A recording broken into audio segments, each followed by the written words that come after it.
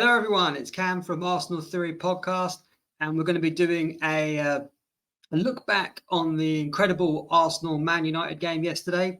I was lucky enough to go along, and so we're going to have a think back and kind of reminisce on what happened in the game, and go through some of the stuff to do with the match day experience. It's actually been a while since I've been to a game at the Arsenal, and it feels like quite a lot has changed since the last time I went. Unfortunately, not for the better. I don't think. But maybe I'm being a bit harsh on that. But all in all, it was a great day. Thanks to my friend Dal for getting us a ticket. I went along with him, and I was in the away end. I've mentioned it before because he's a United fan, so we were in the away end, which was not a. It was an interesting experience because you have to obviously kind of socialising effectively with them pre-game, and we were in the ground quite early on. I mean, we were in there about an hour and a half before kickoff, and I've never been in that scenario before, and I was quite impressed actually with the United fans, and they kept just singing so many songs about Robin van Persie. They really loved him there, and going on about Fabregas and how Anderson's better than Fabregas and stuff, and some old school references there going back quite a few years. But the United fans they all seemed like good people, to be honest with you. There was no real problems or anything like that. I was keeping things on a low key though. But what we're going to do, we'll get straight down to business, and I want to talk firstly about the actual. I'm going to come on to the game later. I want to talk about the match day experience itself, and I've never been in the disabled section before, so I'm not disabled. The friend I went with is in a wheelchair, and it really wasn't. It was a good insight, really, into what disabled people have to kind of go through when you go to a football match, for example. And my friend had recently been to Tottenham when Man United lost to Tottenham. They're not having a good go on the away days at the moment.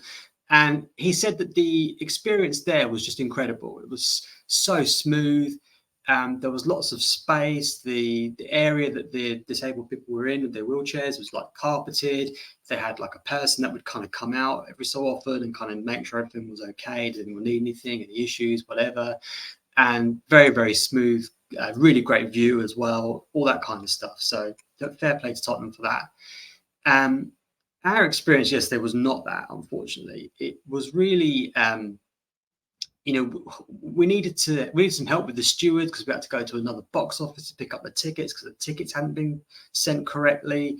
And they can see us, so we've got the wheelchair and it's quite a long walk, and they're giving us directions, and it involves us having to go up and over stairs, and we have to like pack up the wheelchair. My friend has to kind of get up and down the stairs and stuff. And it's like, this just got to be there was another way we could have gone, but they didn't tell us that. They just sent us towards the stairs.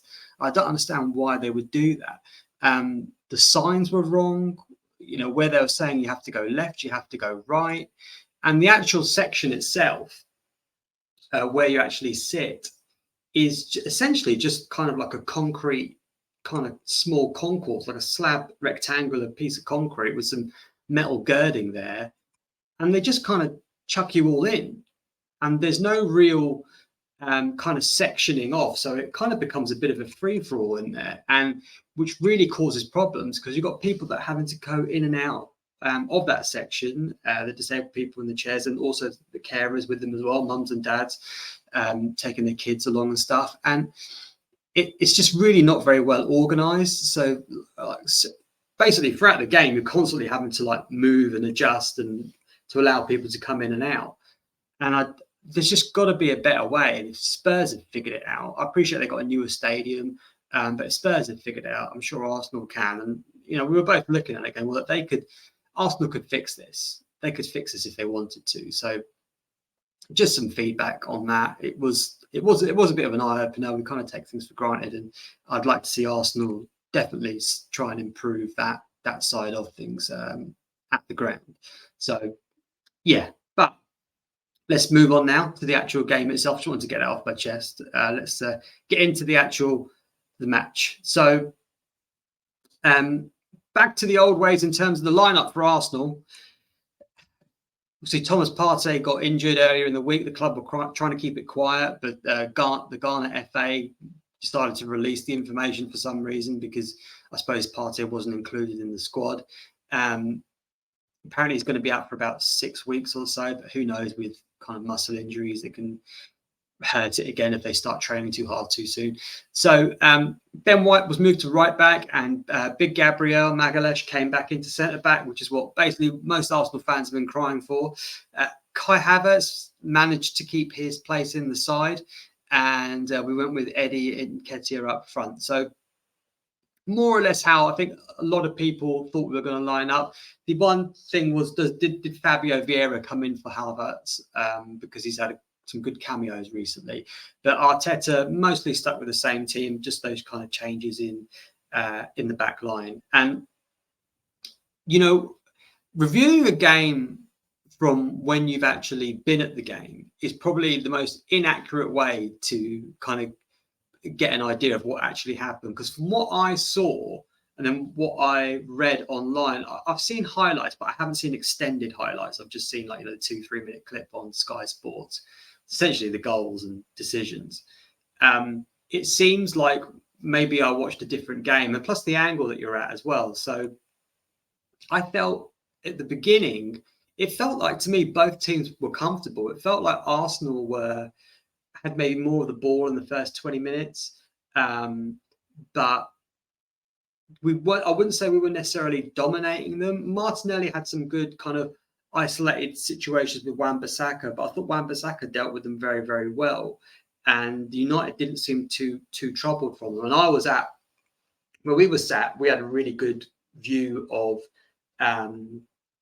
the United end in the first half, essentially. So it felt fairly even. It felt that Arsenal were taking a bit of control in the game, but like I said, I don't think Man United looked that worried at all.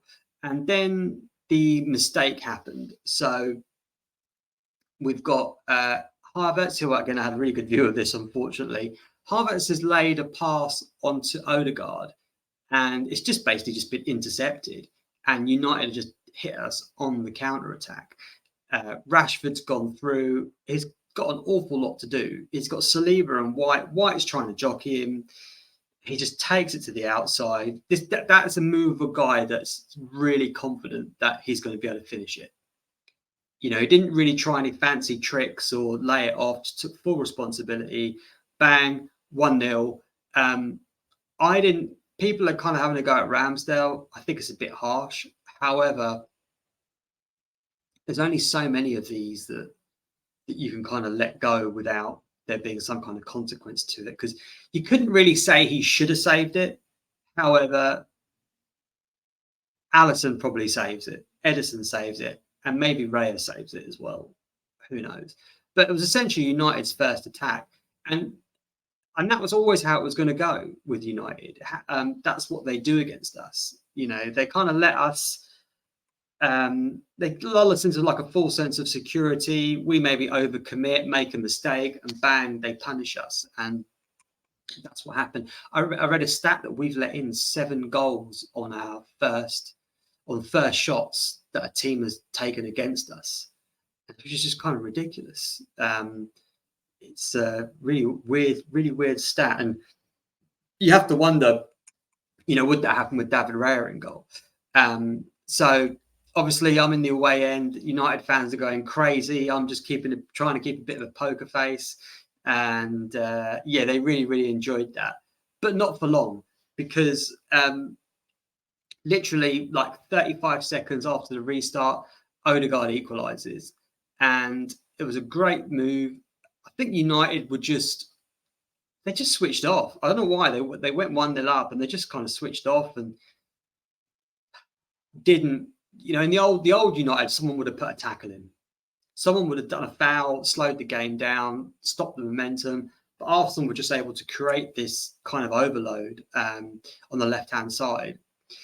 And it was a great pass through from Martinelli, and Odegaard ran in, bang, just buried it. At first, I thought, has the goalie, has Onana let them down there? But he didn't really have a chance.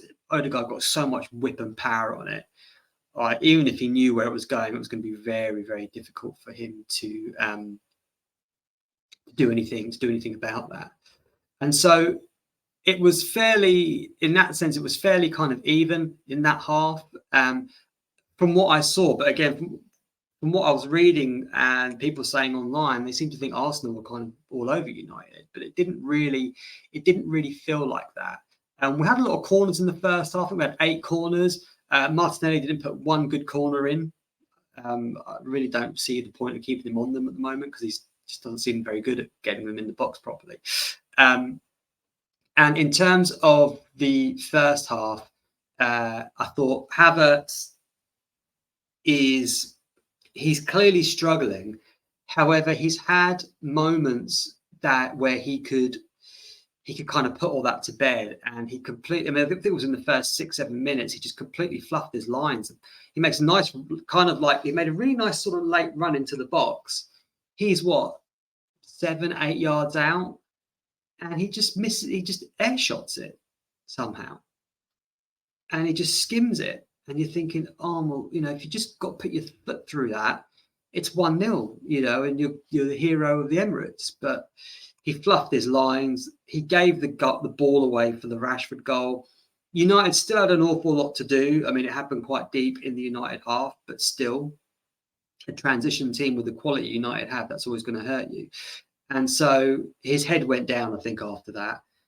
Luckily, the crowd didn't really get on his back, but patience is starting to, I think it's starting to wear thin on that one. So a shame for him. Second half, he's actually involved in one of the big incidents, which was the penalty. Now, I couldn't have had a worse view for the penalty. I was like the opposite end of the pitch, crouched down, kind of looking through people. It looked, to me, from where we were at, it looked a dive. As soon as it happened, I said to my mate, I said, that's a dive. I don't think that's a penalty. And having seen the replay, I've watched that replay, I don't know how many times. And I don't think it's necessarily a dive, but I don't really think it's a penalty. I can't see enough clear contact to kind of say it should be given. However, what are the directives of the refs nowadays? Because I thought that it was only overturning clear and obvious errors. And that would not have been a clear and obvious error. It looked like it could have been a foul, but I didn't think it was, but it looked like it could have been. And so maybe based on that, it should have been given, but, it was overturned. So there we go.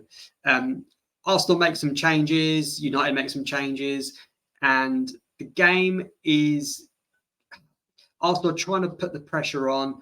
Odegaard, I felt, was stepping more and more into the game. He operates in this zone. It's quite interesting to watch live, actually. He operates in this zone maybe kind of 60 yards out.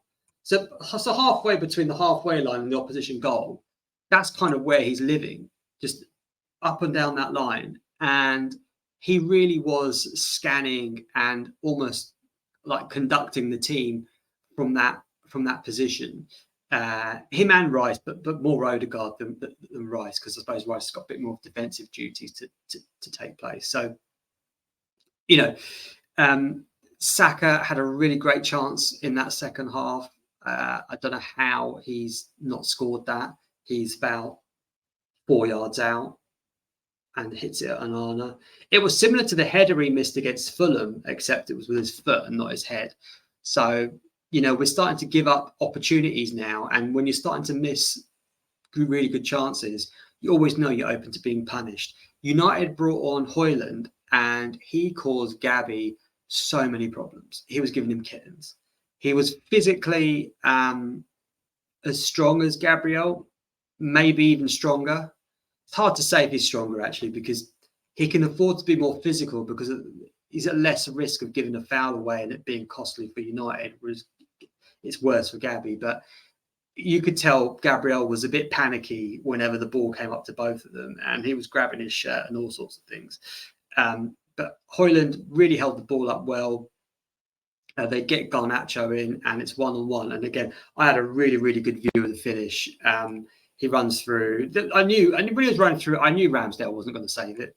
You just knew that, yeah, that's going to be a goal. And he buried it. And, you know, I was just surrounded by thousands of United fans going crazy. I'm thinking, oh no, that's it. That's the weekend ruined now.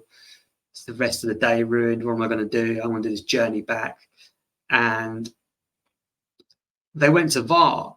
And again, I have to say, from where we were sat, he looked miles onside. He looked like he was way behind the play. I wasn't at a great angle for it, but I was very close to it. And I saw Gabby going nuts at the ref, and then it went to VAR, and it was disallowed. Now, I have looked at this, and let's see if we can get some things up on here. So we're looking at the offside decision, and a lot of United fans aren't happy at this, and Ten Hag isn't happy at this either. He seems to think this is onside. This is offside. This is offside. Okay. Gabby here is actually facing sideways. That's why you can see the back of his shirt number. Garnacho is leaning forwards here, and I think it's this part of Garnacho's body that is unfortunately playing him offside here. Gabby holds his run, so he's looking to play the offside. This isn't an accident. He's looking to actually hold the line and get him caught out. And I'm not saying it wasn't close, but it was actually the right. It was actually the right decision. So, yeah, I mean, and that's like scoring a goal. That is, you know, that's like scoring a goal in that kind of scenario. So, really, really, really, really happy. Couldn't shout out, couldn't scream, because I didn't really want to give myself away in that away end. And in fact, actually, when Odegaard equalised, I did kind of shout, and my arm went up, and I kind of went like that, and then had to like sort of style it like that. So luckily, there was no one behind me. So, but that was such a pivotal moment in the game. Now we're coming up to the last 20 minutes, and I said to my United friend, I said, look, would you take a point now? And I couldn't hear his response because it was too noisy, but I would have taken a point. I put my hands up. I would have taken a point in this scenario. But this is why I'm not a football manager, and I'm a very, very nervous football fan. So I'm quite a pessimist when it comes to the Arsenal. Arsenal kind of really started to go for it, which left us just so vulnerable on the counter-attack. Very, very vulnerable. Now, the Declan Rice situation. So we've brought on Vieira, we've taken off Havertz, we've brought on Reece Nelson, brought on Tomiyasu, and we're holding on.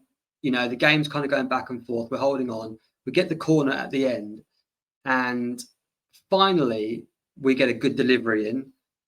Somehow, I don't know how the ball's managed to travel that far without a United player making a challenge for it, but obviously it ends up to Rice, takes it down on his chest, has a almost like a half volley, really. It just bounces off the ground, gets a lovely connection on it. Evans sticks his foot out. He was fouling Gabriel as well, so it could have easily been a penalty. Maguire couldn't do anything. It deflects off Evans, off Onana's hand. It's in. It's 2-1. Now, I couldn't even see that it was Rice that had scored. I thought Tomiyasu had scored. I was confusing Rice and Tomiyasu. That's the angle I had of the game. But incredible scenes. I couldn't celebrate. I just had to just stand there and pretend to kind of be upset or whatever. But obviously the ground went nuts, and it was really terrible for the United fans. They really didn't like that. And so then you kind of just got to hold on, really. It was 8 minutes of injury time. And I had quite a good view of the counter-attack for Jesus to make it 3.